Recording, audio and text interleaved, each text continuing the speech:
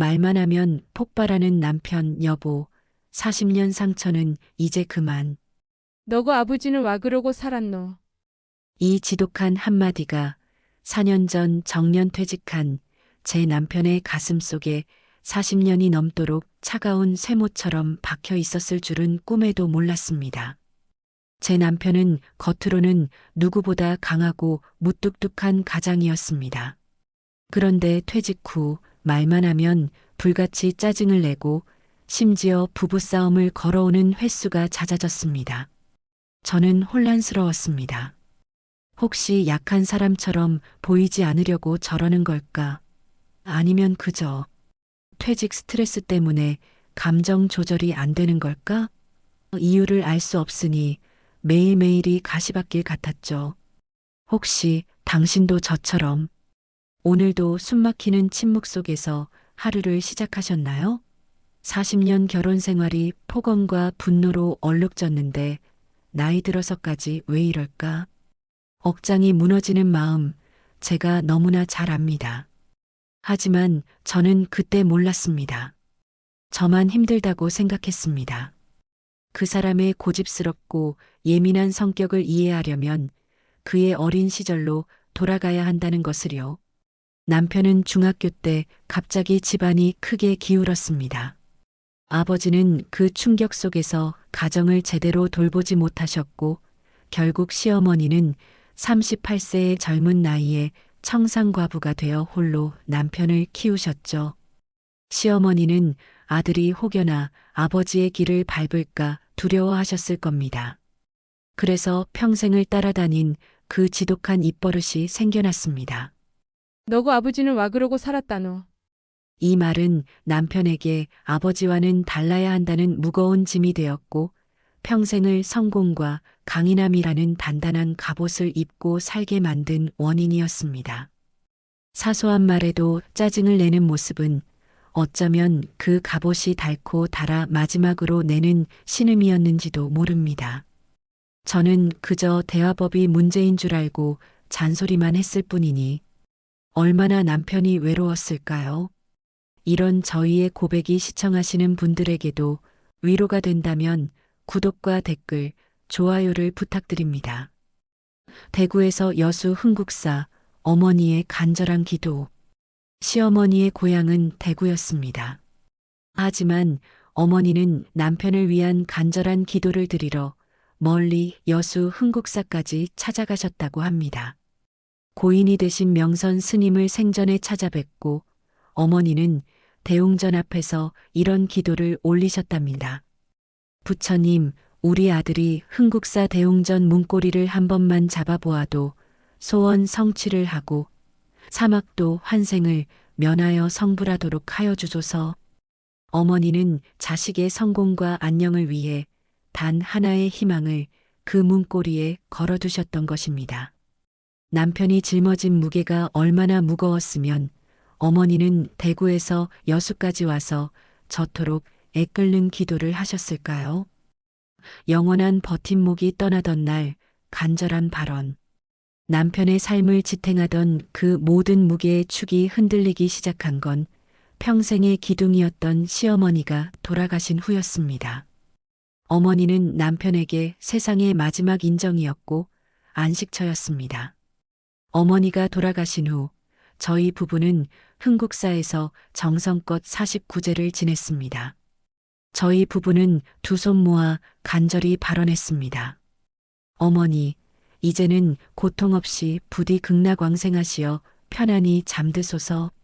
저희는 어머니가 남기신 가르침대로 잘 살겠습니다. 그 후 남편은 달라졌습니다. 이전에 짜증은 화였지만 이제는 절망이었습니다.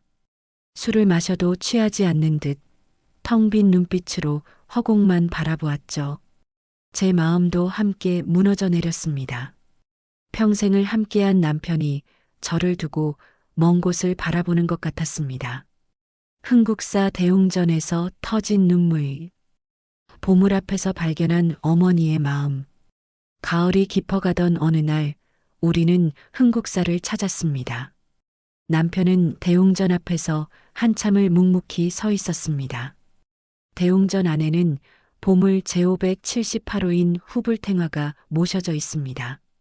이 후불탱화는 숙종 때 의천과 천신 스님 화가가 왕의 만수무강과 나라의 평안을 기원하며 그린 석가모니 설법 장면입니다.